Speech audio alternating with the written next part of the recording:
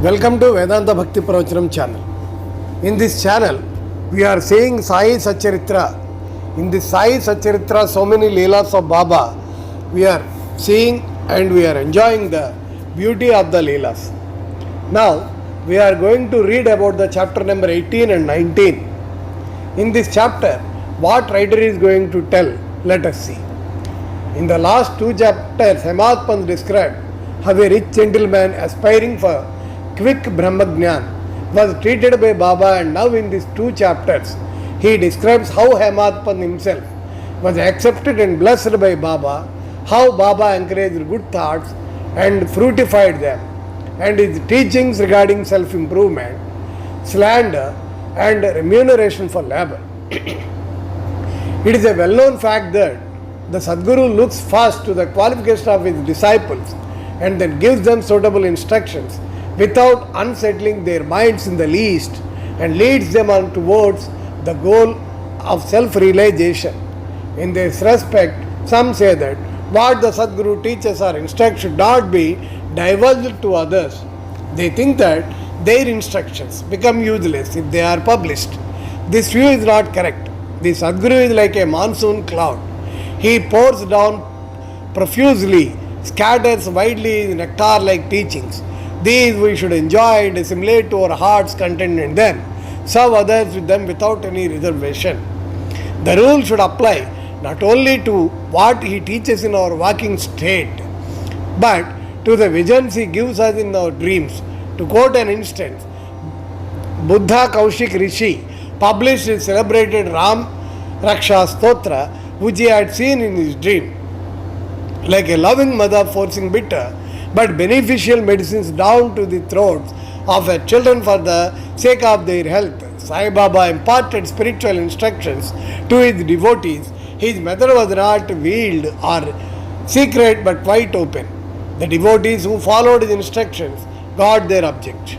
Sadgurus like Sai Baba open our eyes of the intellect and show us the divine beauty of the self and fulfill our tender longings of devotion.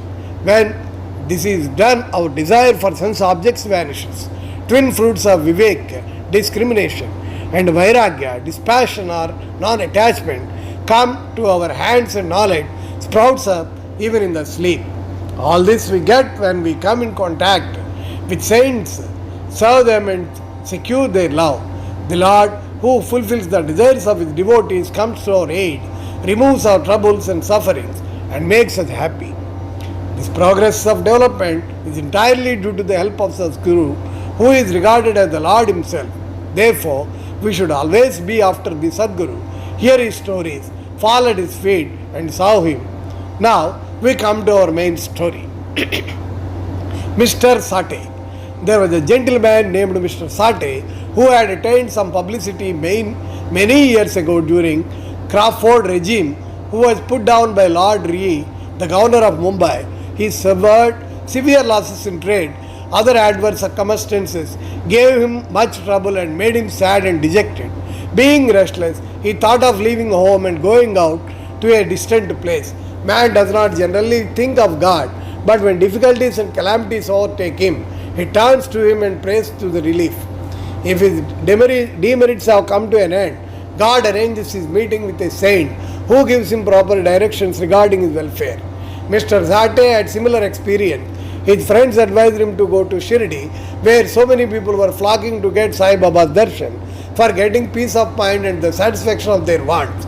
He liked the idea and once came to Shirdi in 1917. Seeing Baba's form, which was like eternal Brahma, self-humorless, peerless and pure, his mind lost its restlessness and became calm and composed.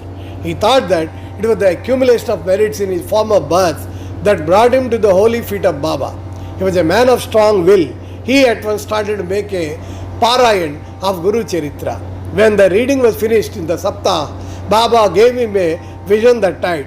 It was to this effect. Baba, with Guru Charitra in his hand, was explaining in context to Mr. Sate, who was sitting in front of and listening carefully.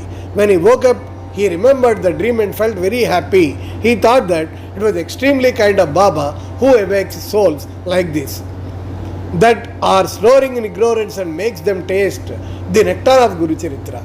Next day, he informed Kaka Sahib Dikshit of the vision and requested him to consult Sai Baba regarding its meaning or significance, whether on one saptah reading was sufficient or whether it should begin again. Kaka Sahib Dikshit, when got a suitable opportunity, asked Baba, Deva, what did you suggest to Mr. Sate by this vision? Whether he should stop or continue the saptah. He is a simple devotee. His desire should be fulfilled. Then Baba replied, he should make one more saptah of the book. If the work be studied carefully, the devotee will become pure and will be benefited. The Lord will be pleased and will rescue him from the bondage of the mundane existence. At this time, Himad Pant was present here.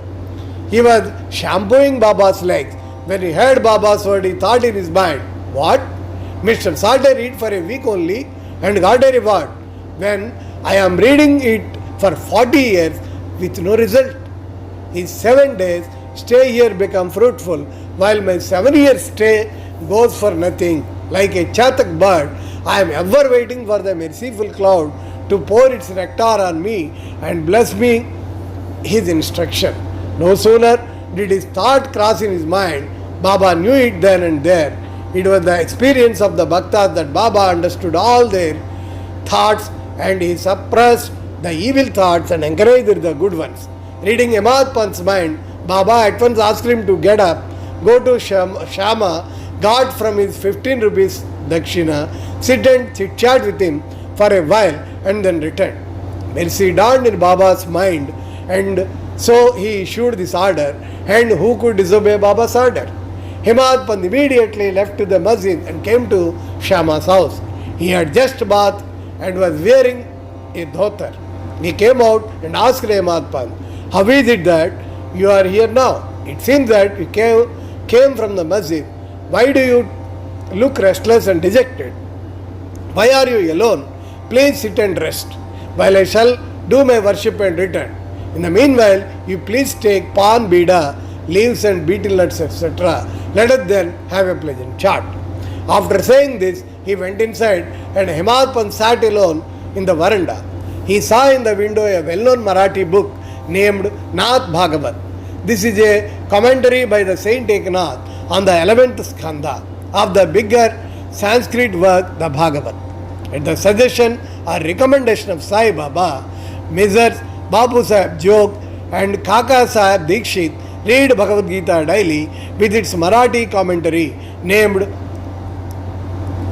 Bhavartha Deepika or Dhyaneswari, and Nath Bhagavat, Krishna and his servant devotee Uddhav, and also Eknath Adar's work Bhavartha Ramayana. When devotees came to Baba and asked him certain questions, he sometimes answered them in a part and asked them to go and listen to the readings of the above mentioned works, which are the main treatises of Bhagavad Dharma. When the devotees went and listened, they got full and satisfactory replies to their questions. Himad Pant also used to read daily some portions of Nath Bhagavat. The day he did not complete the daily portion of the reading, but had left it unfinished in order to accompany certain devotees who were going to the masjid.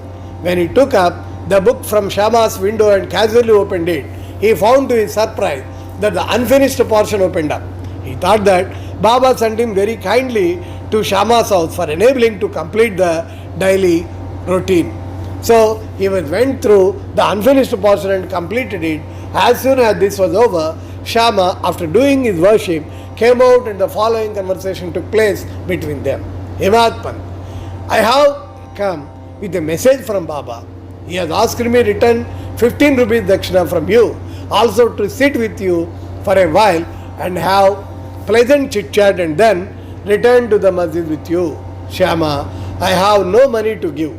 Take my 15 namaskaras in lieu of rupees of dakshina to Baba.